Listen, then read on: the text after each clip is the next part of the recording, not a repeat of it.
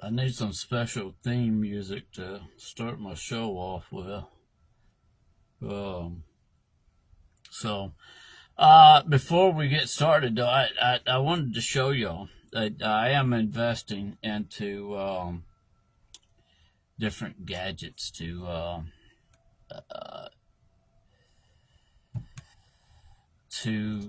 videotape, record my new camera here. It's got several different lenses here. It's got this lens here, and let me show you the mother of lenses here. Oh baby, I can zoom in. Woo-wee. And I also got a special. Excuse me. I also got a special tripod, just for all the stuff to set on, so that when I'm out doing my recording, and you know, I'm gonna be recording good things, bad things. I hope that the majority of it is going to be good. I don't know, if that's the case, but we're going to get what we get. I also have a lot of my FM transmitter. So if I tell y'all to go to a certain FM station, if I'm set up someplace, y'all can go to that FM frequency and be able to listen to it on your radio. Yeah, I am getting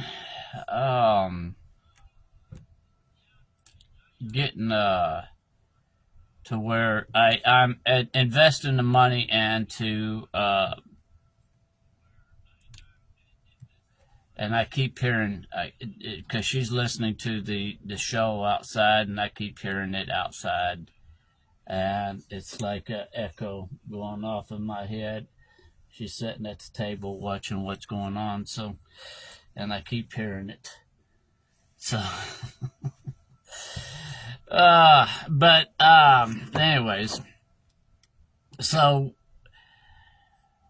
I've been investing in different things, all kinds of different batteries to keep everything charged up. Let's see. Battery. Battery packs. So that when I'm out there, I don't run out of power. So, yeah, I'm getting everything ready to go out and start investigating and taking pictures and taking videos and different things. I can be, a long ways away and them not even know that I'm even there, and be able to videotape things that are going on, whether they're good or bad. Let's see, what else do I have? I do have my teleprompter. I've got everything set up to where I want to go set up at a parking lot, like at AutoZone parking lots, where McDonald's and stuff is at, and set up a table, set up the canopy, have the microphone set up to where if people want to come up and talk and tell a story about different things, good or bad. I don't, if people want to tell their bad stories, then they can tell their bad stories. So, anyways, we're going to get on into the show because it's going to be a little bit lengthy tonight. And I want to welcome all of y'all to John Q. Public, The Watchdog. I am Ronnie B. And the story tonight is The Stop. This happens here in Grafton. So, and it's just a story. And I use John Q. Public as the lead character in the story. So, but I'm sure it's happened to a lot of people here. And the reason why I want to tell this story is because I want people to know they have rights. You even if you're guilty, you still have rights under our Constitution.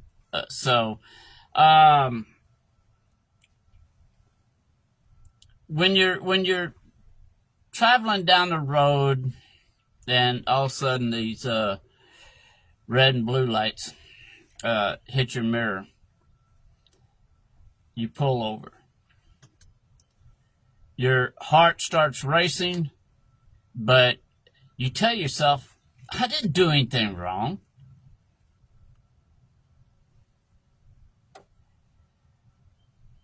The officer walks up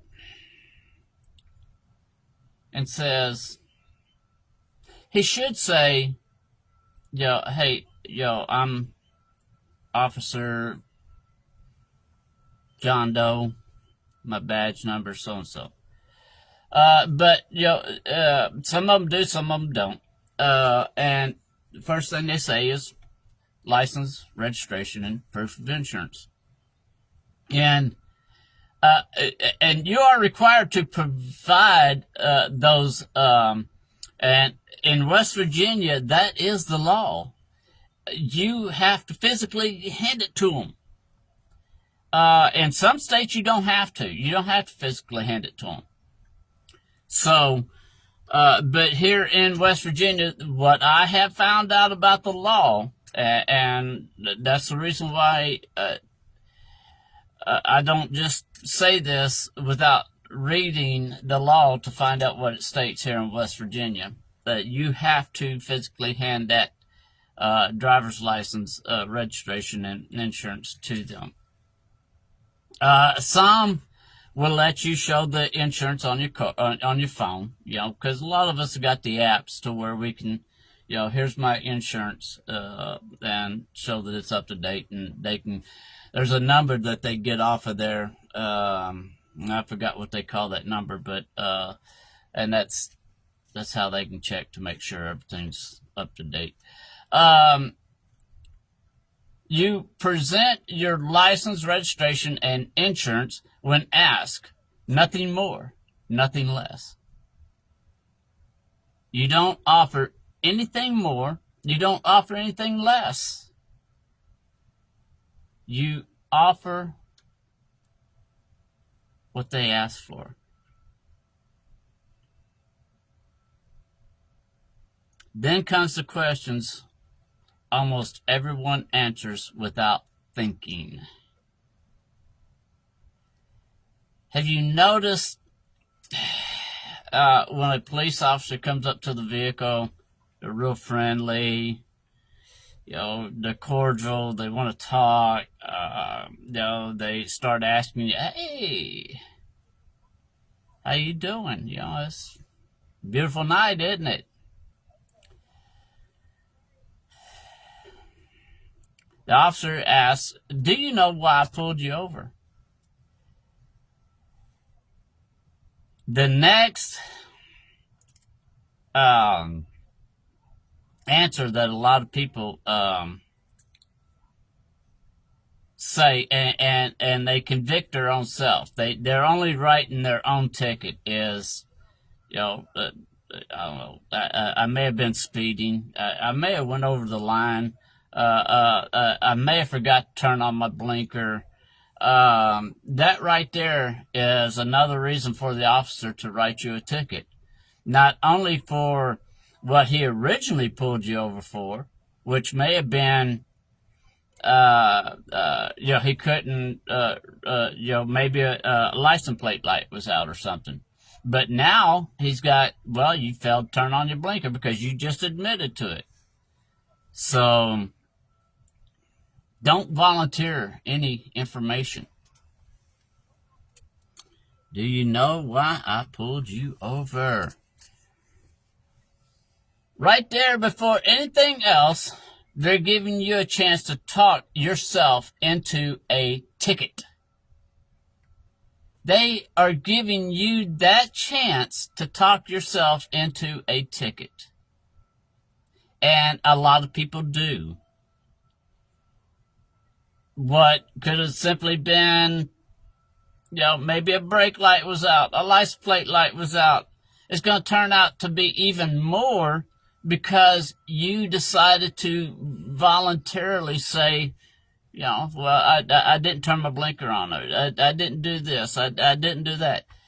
Don't say nothing. If they ask you, do you know why I pulled you over? I'd say, why? Did you forget? But don't volunteer no information. Most people guess maybe I was speeding. I might have crossed the line. And just like that, you've helped build the case. Then it turns friendly. It's like y'all been running buddies for a long time. Where you come from? You don't have to answer that. Where you headed? How's your night going, buddy?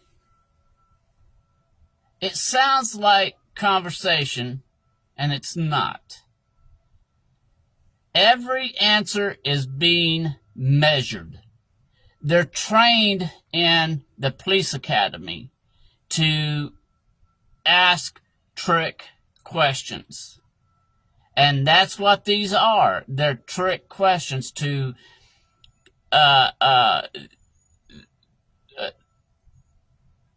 see how you're going to answer. So every word is being noted. Then comes the shift. I smell alcohol. I smell marijuana. The two trickiest questions that our law enforcement officers can say is, I smell alcohol, or I smell marijuana. Marijuana is one of the worst because they don't have to prove it. They don't have to prove that they smell marijuana. Well, we need to get one of our drug dogs out here to go around the vehicle. Do you consent to a search? No, I don't consent to a search. So they bring the dog out. The dog is already trained to a command that they give them without anybody noticing it, a command that they give them to set at a particular time to indicate they have hit on some kind of drug. It's a proven fact that these dogs are trained to falsely hit so that law enforcement can tear apart your vehicle. They can take the dash apart. They can do anything they want to once that dog tells them that they smelt some kind of drug. And then after it's over with and they don't find no drug, well, maybe drugs was in this vehicle prior to you getting in it or whatever. So that's their little trick. And our government needs to bring it to a stop because that is their trick now. That is the law enforcement's trick to use these drug dogs to say that, yep, that dog hit.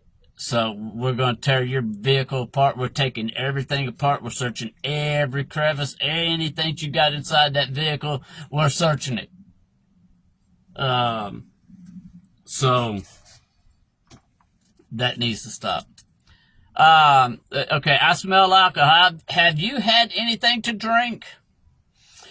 Me, being my little smart ass self, I'd say yeah. Yeah, I've been drinking all day. Because that's the question that they ask is, have you had anything to drink? Hell, you could be drinking water, you can drink coffee, Coke, because they don't specifically ask, have you been drinking alcohol? They just ask, have you been drinking? So, and like I said, my smart ass self, I'd play that little game with them. So, because I'm not worried about them. So, now the pressure is on. Some may say, yeah, I've had just a couple. Or they may say, no, yeah, I've not had that much. Others may say, I'm fine to drive. They convicted themselves by even saying that. They pretty much said that, they're guilty. So people think honesty will help them.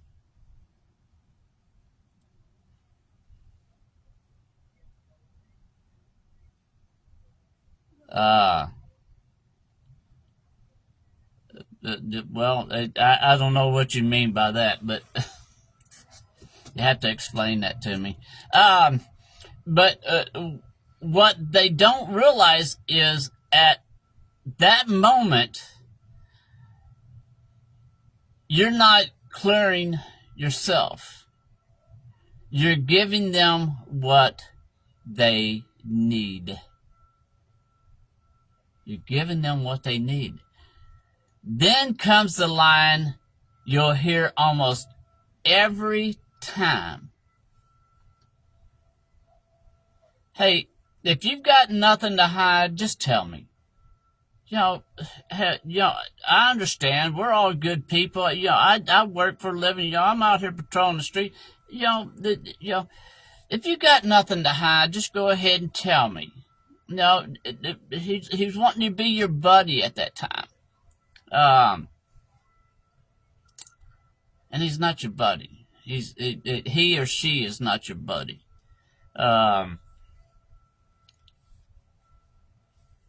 That's not about helping you. That's about getting you to drop your guard. Because once you start talking, they don't have to guess anymore. Then comes, step out of the vehicle. You have to comply. Once they ask you to step out of the vehicle, you have to step out of the vehicle. Do not fight them on it. Do not say, oh, no, you're going against my rights. No, you have to step out of that vehicle. And right after that, they're going to have you perform some field sobriety tests.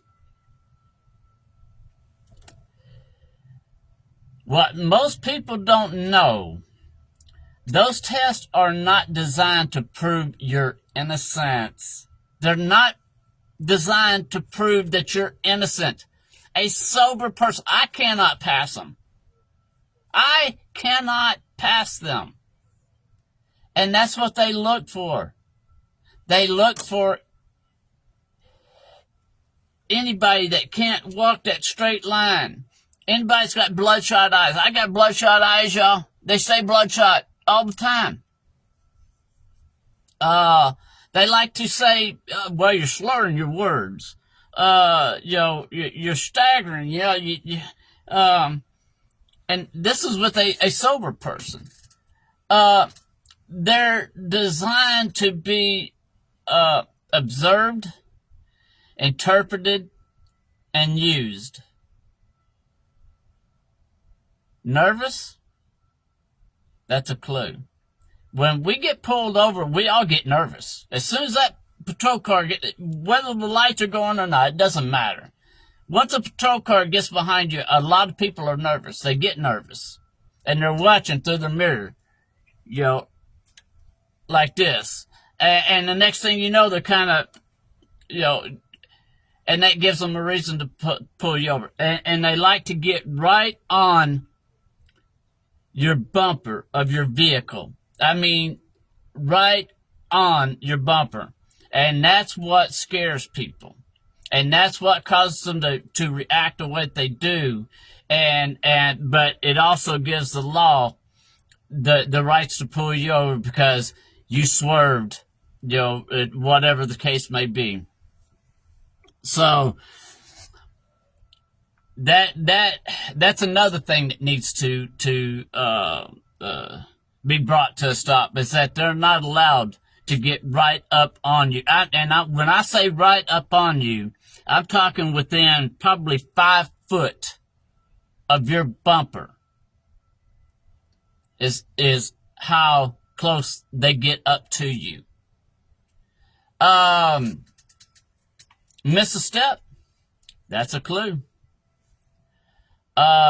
Slight sway, that's a clue. You can't be completely sober and still fail. I'm sorry, you can be completely sober and still fail. Meanwhile, from the moment those lights came on, they've been watching. They've been watching your hands. They've been listening to your voice. They've been looking into your eyes. They've been watching your movements, your reactions. If it takes you too long to get your license out, if you're searching for your registration, they can claim that as a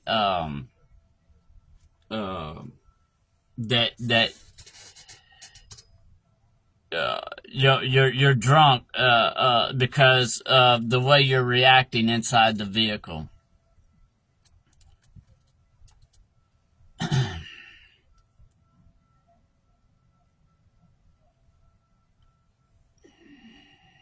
They watch your movements.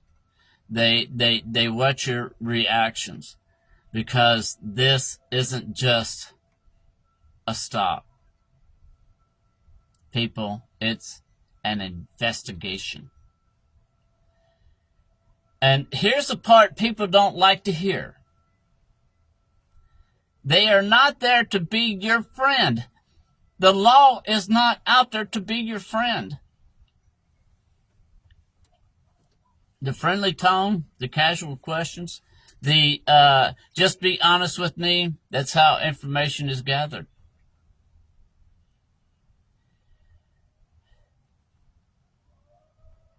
That's how cases are built.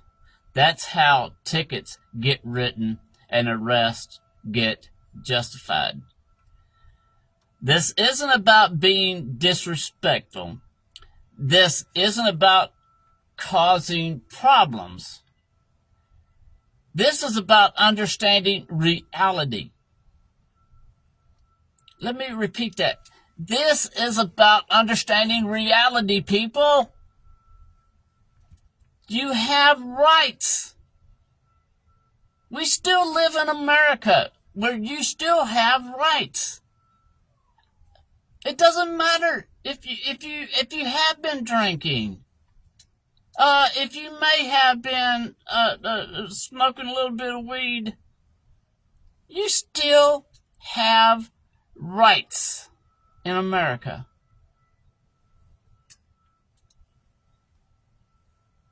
You must provide your license, your registration, and your insurance when asked.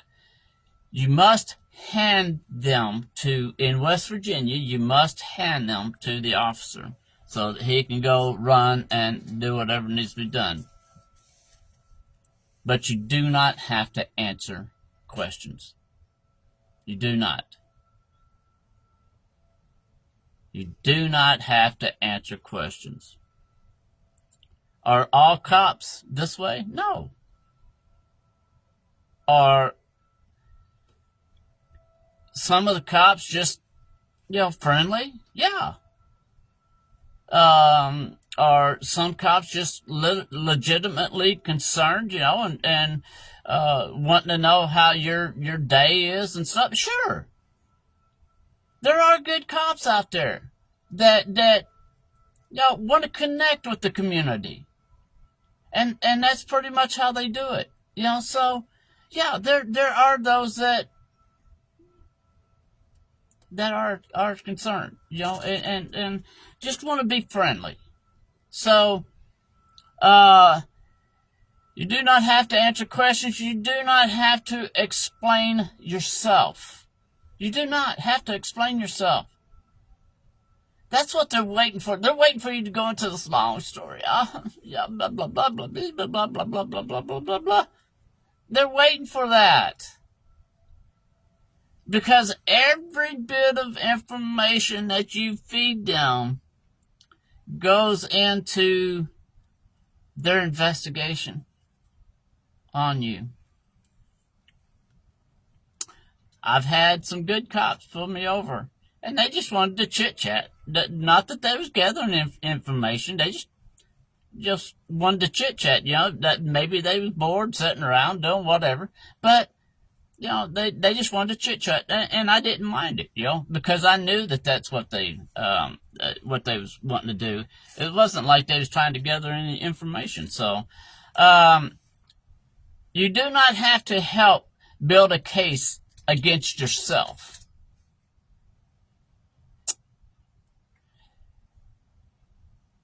Just in case you didn't hear me, let me repeat that. You do not have to help build a case against yourself. And that's what people do, is they build a case against themselves by their own words, by their own admission, and the cop don't have to do nothing. It's on body cam, and that's another thing that I carry with me is a body cam.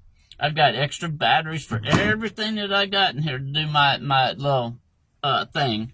So, but you're building the case for the law.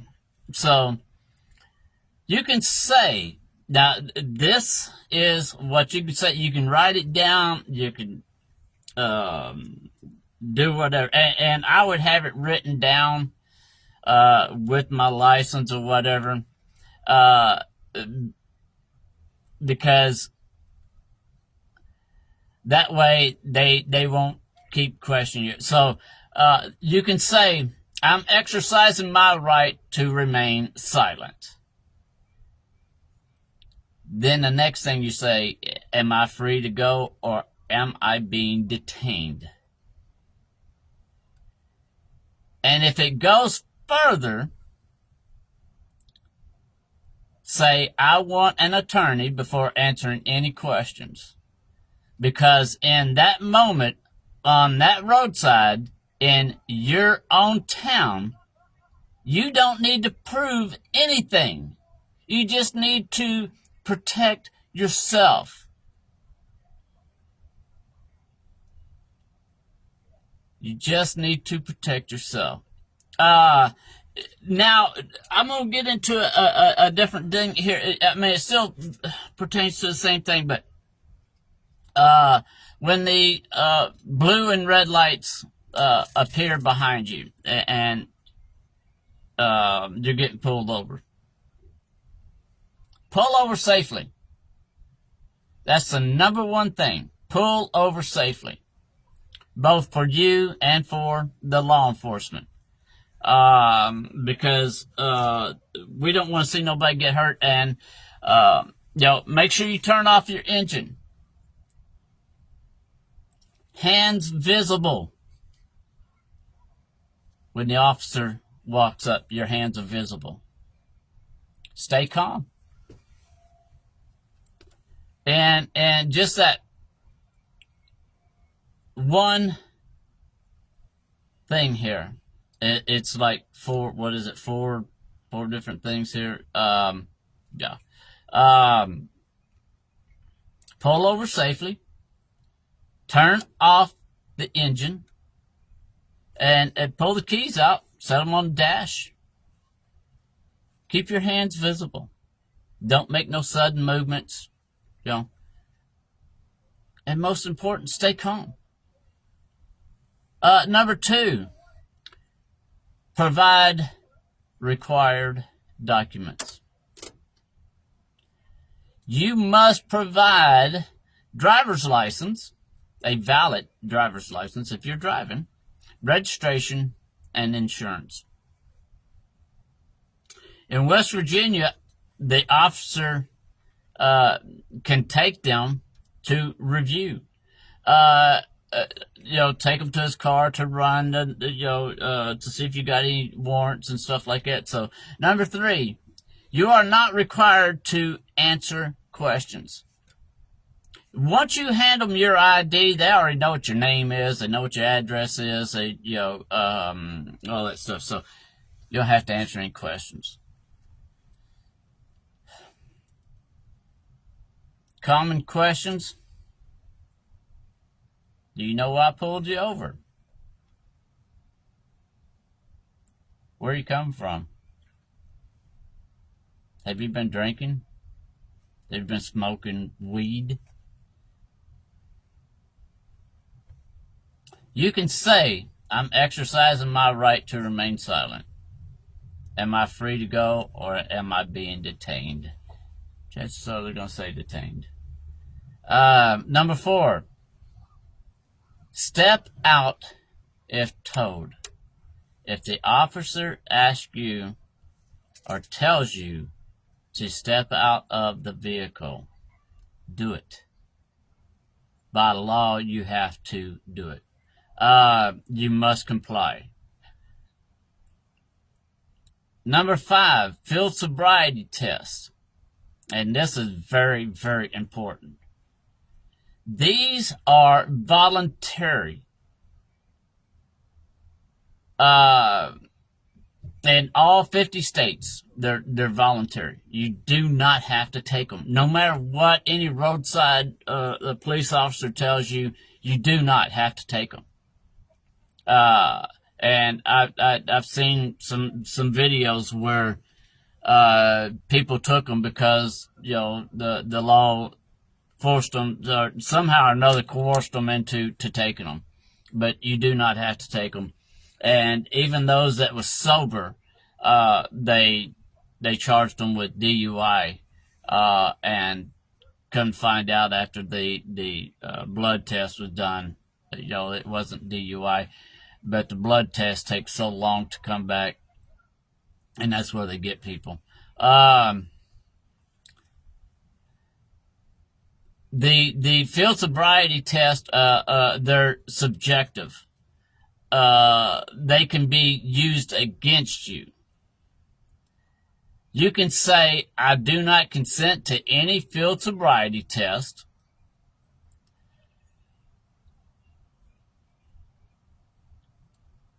And it's going to be on their body cam, or if you got cameras in your vehicle, that's the reason why I always say, record it, report it. I've got cameras all throughout my van here. I've got my camera, my body cam on me here. I've got so much stuff. I got my phone. And generally when I do my recording, especially if I get pulled over, it's going to be live. So they, even if they do confiscate the phone and stuff like that, they can't delete the video. And we know that some police and some towns, that's what they're doing. The chiefs are getting involved in it and deleting videos so that the public can't see them. And people have started getting wise by recording live. That way the video cannot be deleted. Now, number 6 is a chemical test. uh, a breath, a blood, a urine test are different in West Virginia. Refusing can result in license suspension and other penalties. So if they believe that you've been drinking and they take you in to do that blood test and stuff like that and breathalyzer and stuff like that, and you refuse, then that's going to be a problem. So, yeah, if you're drinking and driving, it is what it is, folks. Number 7, if arrested, do not answer questions. Say, I want an attorney. Remember, be respectful. Do not argue along the roadside. It ain't gonna do no good. So don't sit there and just argue along the roadside. Do not volunteer information. Do not build a case against yourself. That is the most important thing. So, there was another story that I was going to do tonight, and I went ahead and changed it because I wanted to do this one because we all know how it is when a cop gets behind us and they're within 5 foot of our bumper, and how nervous we get, and we start getting concerned. And it's not because we're doing anything wrong. It's because they're right up on it, and especially at nighttime. When they got their bright lights shining on you, behind you, and it's shining through your mirrors, and it's blinding the hell out of you. Now, if you was to do that to somebody going down the road, they pull you over and give you a ticket for it. But law enforcement is allowed to come up behind you and turn their bright lights on and follow behind you. And it does. It scares the hell out of you. And a lot of them down in Texas, I think now, because so much corruption has happened down there with law enforcement, attacking young ladies, that they've started telling them, and not the law enforcement themselves, but fake law enforcement officers, the ones that pretend that want to be fucking law enforcement, but they can't, excuse my language, but they can't pass the damn test. So they go out and they buy and you can go to a place down there in Houston, and you can buy uniforms, you can buy badges, you can buy it all. You can look like a damn official cop. And pull women over and then sexually molest them and stuff. So they started telling women, drive to the nearest public place, a convenience store, or something like that. But I've also watched videos of these ladies that was being pulled over, and they turned their emergency flashers on to let them know that they've acknowledged that that the law was behind them, and that as soon as they could get to a safe place, that they would. It wasn't like they was trying to run or anything. I watched one do a damn pit maneuver on a lady that was doing 25 miles an hour because he said that she was running, and she had black flashers on and was afraid to stop because she didn't know if the officer was a real officer or not. So she was going to the next place of public business, so there's lights, there's people, stuff like that.